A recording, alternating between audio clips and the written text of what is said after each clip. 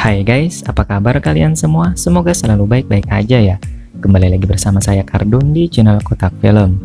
Pada kesempatan kali ini, kita akan kembali membahas sebuah alur cerita film yang berjudul Triple Nine.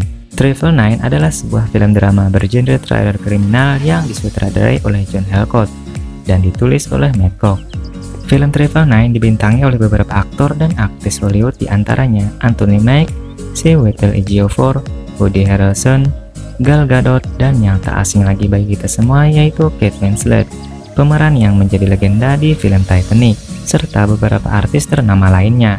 Di film ini menceritakan sekelompok mantan pasukan khusus dan polisi yang harus melaksanakan misi tugas berbahaya dari bos gangster besar. Namun misi itu tak semudah yang mereka bayangkan, karena harus berurusan langsung dengan pemerintah. Tanpa berlama-lama spoiler di awal, bagi kalian yang suka dengan video ini, silahkan subscribe aja. Dan jangan lupa nyalakan lonceng notifikasinya. Tapi kalau kalian gak suka, silahkan dislike aja. Yuk kita langsung saja ke pembahasannya.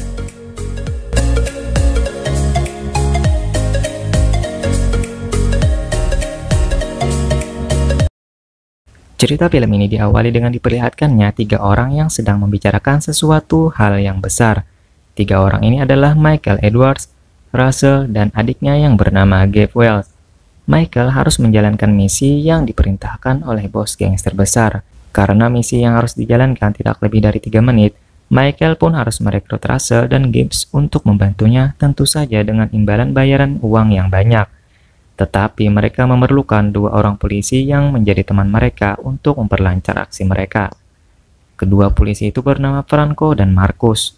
Dan misi ini akan dilaksanakan 2 minggu lagi, yang dimana banyak terdapat warga sipil di sana. Singkat cerita, 2 minggu kemudian, misi pun dilakukan. Dalam sebuah mobil terlihat bertambah 2 orang yang mereka rekrut, yaitu Marcus dan Franco. Mereka adalah salah satu polisi korup yang telah berkhianat. Di tempat lain diperlihatkan juga seorang bos mafia yang bernama Irina Plavlov yang diperankan oleh Kate Winslet. Anjir, setelah berhasil selamat dari kapal Titanic, sekarang dia jadi bos gangster cu. Oke lanjut. Dan di dalam kap mobil terdapat 2 orang gangster yang sedang terikat. Dan lebih parahnya lagi, gigi mereka sudah dicabut semua dan dimasukkan ke dalam kantong plastik. Ah, mantap.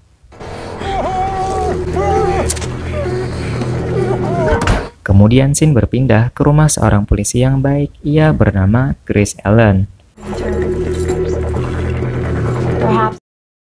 Kembali ke misinya 3 orang kriminal beserta 2 orang polisi itu, mereka ternyata masuk ke sebuah bank untuk melakukan misi, yaitu mengambil sesuatu yang tersimpan di bank.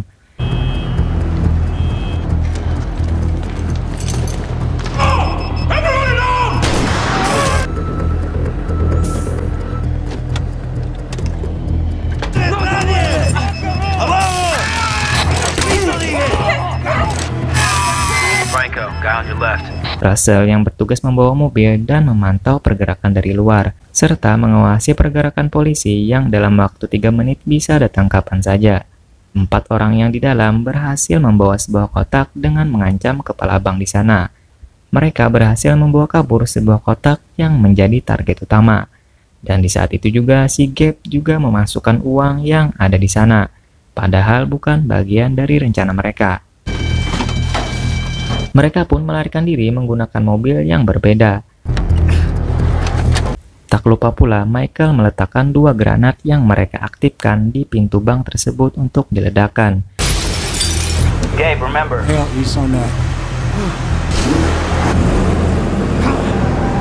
Namun di luar dugaan, uang yang Gabe ambil dari bank tersebut mengeluarkan asap merah. Mobil mereka pun tidak terkendali dan berhenti di tengah keramaian mobil lainnya. Highway entrance ahead. Accelerate, Mike. Not let him accelerate.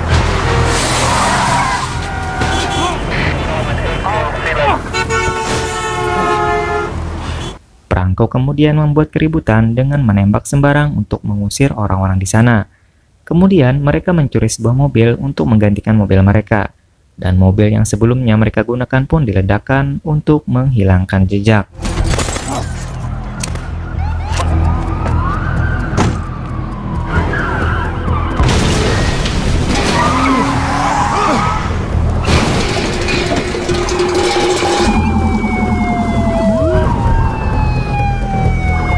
Hingga sampailah di sebuah gedung kosong, mereka tampak saling menyalahkan. Franco dan Marcus, polisi yang masih aktif, berseteru dengan si Gabe yang ceroboh dengan mengambil uang tersebut. Namun si Mike memperingatkan mereka untuk tidak mengancam menggunakan senjata. Kemudian mobil yang mereka curi itu kembali mereka ledakan untuk menghilangkan jejak dan sidik jari mereka.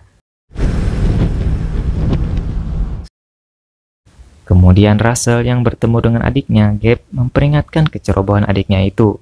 Terungkap di sini bahwa Russell adalah mantan pasukan khusus dan adiknya dulu adalah polisi yang baik, namun dia dipecat karena suatu masalah. Scene pun berpindah ke sebuah tempat. Michael menyerahkan kotak curian tersebut kepada mafia yang kita lihat dipimpin seorang perempuan yang bernama Irina.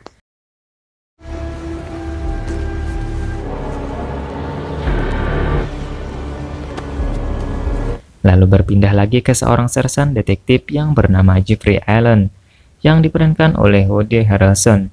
Dia datang ke TKP dan terungkap kotak deposit tersebut milik orang kaya Rusia yang bernama Dmitry. Dan apa kaitannya semua ini? Nanti ada penjelasannya. Oke, lanjut. Chris yang tadi diperlihatkan di awal, dia akan menjalankan tugasnya. Sersan di kantor kepolisian ini mendapat informasi tentang pencurian di bank tersebut yang dilakukan oleh beberapa orang menggunakan bahasa Spanyol. Dan sersan itu tahu bahwa Marcus pun menguasai bahasa tersebut. Detektif Jeff Allen dari Divisi Kriminal Berat memimpin investigasi ini dan si Chris adalah keponakannya. Kemudian Chris yang baru saja bertugas di kantor, ia menjadi rekannya si Marcus. Marcus tampaknya tidak menyukai Chris, rekan barunya itu. Kemudian Mike kembali bertemu dengan Irina dan anaknya Mike. Dan ternyata Irina adalah kakak iparnya Mike dan adiknya Irina adalah istri Mike. Alasan Mike mau bekerja sama dan melaksanakan tugas dari Irina adalah karena Irina mengancam akan memisahkan anak dan istrinya dari Mike. Dan di sini Mike menanyakan tentang janjinya mengembalikan anak istrinya, sekaligus menagih uang pembayaran darinya. Namun ternyata niatnya itu harus tertahan karena Irina menginginkan Mike dan rekan-rekannya menjalankan satu tugas misi lagi. Ketika mereka berdua sedang berbincang, keluarlah dari ruangan istrinya yang bernama Elena yang biasa kita kenal sebagai Wonder Woman. Ah, mantap. Dia pun menyapa Mike dan di dalam ruangan tersebut terdapat FBI. Terungkap fakta bahwa suami Irina yang sedang berada di dalam penjara Israel menelponnya menggunakan telepon satelit. Suaminya meminta Irina memaksa Mike menjalankan misi keduanya, karena kotak tersebut tak akan berarti tanpa sebuah dokumen yang berada di Departemen Keamanan Dalam Negeri, sesuai hasil lacakan FBI. Michael pun menghubungi semua rekannya untuk berkumpul kembali. Russell yang akan menemui Mike tiba-tiba saja disekap oleh mafia Rusia itu, dan dibuat sekarat. Di tempat lain, mereka menunggu kedatangan Russell yang tak kunjung datang. Dan tiba-tiba saja, mereka dikejutkan dengan kedatangan mobil Russell. Namun mereka kaget karena ada yang aneh di mobil itu. Betapa terkejutnya mereka karena Russell sudah sangat sekarat. Dan Mike pun meminta izin kepada Russell untuk mengakhiri penderitaannya. Russell pun mengiyakannya. Dan scene pun berpindah. Mike pun kembali berkumpul dengan 3 rekannya yang tersisa. Di samping itu, Irina meminta mereka mencuri dokumen di Kementerian Dalam Negeri yang dijaga oleh pasukan keamanan yang sangat ketat. Dan ancaman datangnya polisi dalam 3 menit membuat misi ini sangat berbahaya. Kemudian, Franco mempunyai ide untuk membuat atau mengaktifkan kode 999. Mike yang berasal dari militer tidak mengerti apa itu kode 999. Kode 999 adalah kode polisi yang berarti ada polisi yang tewas dalam bertugas. Dengan situasi ini, mereka memiliki waktu 10 sampai dengan 20 menit karena semua polisi tertuju ke satu TKP. Singkat cerita, Chris dan Marcus menuju sebuah TKP di mana 3 kepala gangster tergeletak di atas sebuah kap mobil. Chris yang belum mengenal wilayah ini berinisiatif meminta informasi dari beberapa gangster yang berkumpul di sana, terutama bertemu dengan pimpinan gangster dari Mara Salvatrucha. Namun ternyata gangster itu tak terima diinterogasi, dan hampir saja terjadi perkelahian antara mereka. Marcus yang melihat kejadian itu kemudian membawa Chris ke sebuah minimarket dan dia memarahi Chris yang dianggap salah karena bisa memancing kerusuhan. Chris membela diri karena baginya gangster tersebut menghinanya dan menghalangi penyelidikannya. On unlock the door, stupid. Singkat cerita lagi, Sersan Jeb Allen memperingatkan Chris keponakannya untuk berhati-hati karena situasi akan semakin memburuk. Dan ia tak mau terjadi apa-apa kepada Chris, karena ia sangat menyayangi keponakannya itu. Kemudian Mike di rumahnya bertemu dengan istrinya dan dia meminta kakak dari istrinya itu yaitu Irina untuk menghubunginya balik. Aku harus meyakinkan kakakku untuk mengampunimu, kata Irina.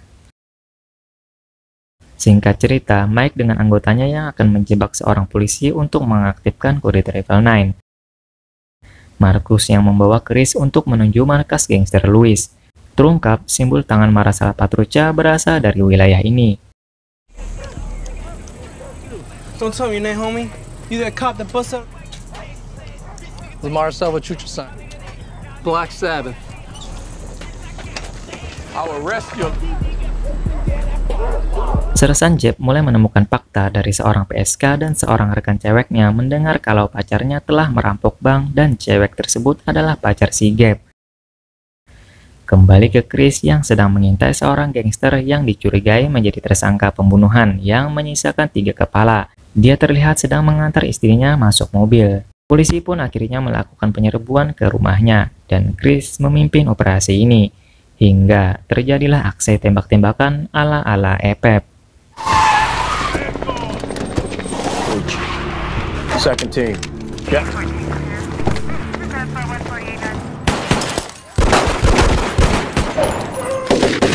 Go!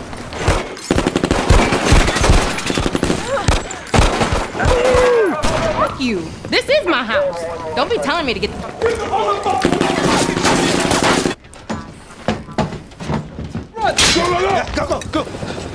Kemudian gangster itu berhasil kabur. Marcus dan Chris mengejarnya. Namun gangster lainnya muncul dan aksi tembak-tembakan terjadi lagi.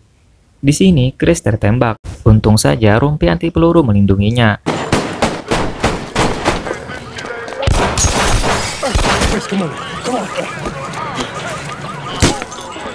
Marcus pun mengejarnya dan Chris kembali menyusulnya.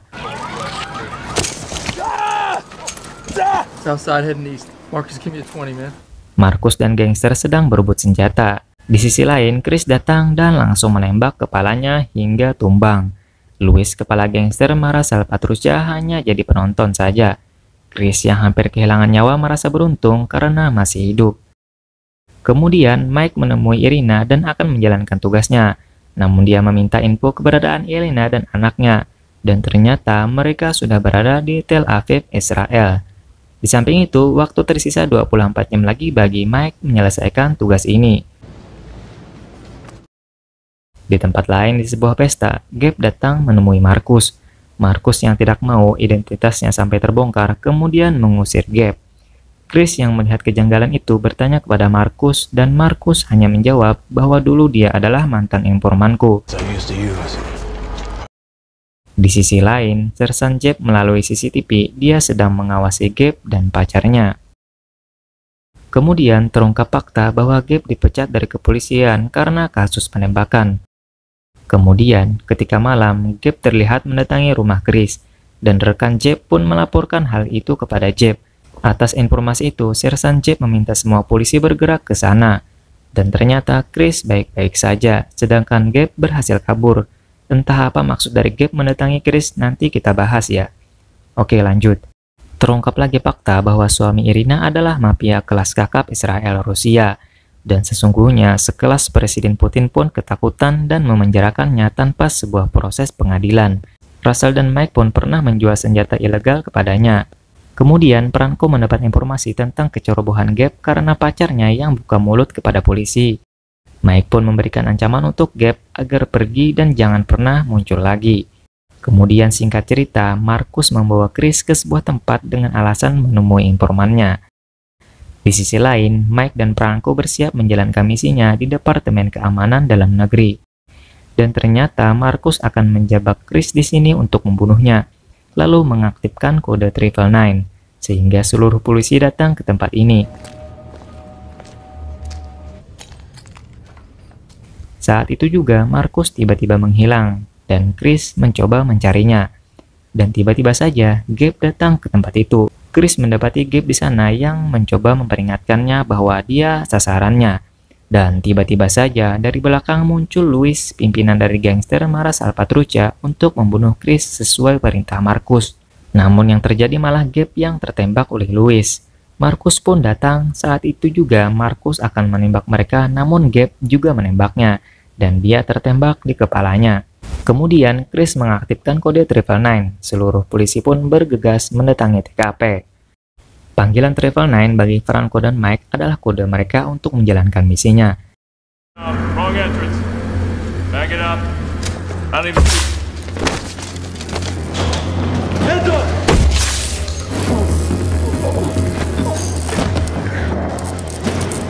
Jeep yang mendapat laporan adanya Chris di TKP, dia langsung bergegas pergi ke sana. Di tengah perjalanan, dia juga mendapat laporan tentang adanya perampokan di Departemen Dalam Negeri.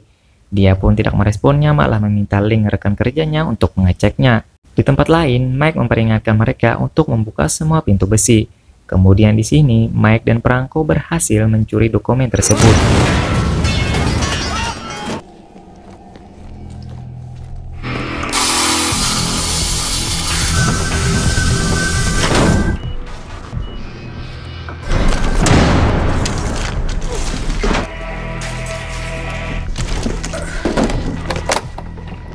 Di saat mau pergi, mereka pun dihujani peluru oleh kepolisian. Tetapi untungnya mereka berhasil kabur. Namun punggung si Franco tertembak meskipun tertahan baju anti pelurunya.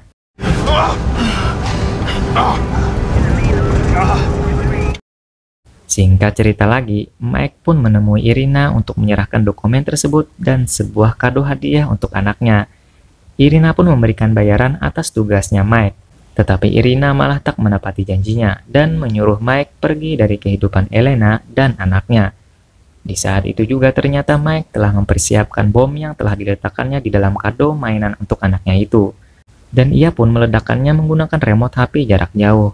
Dan Irina beserta anak buahnya pun tewas seketika. Mamam.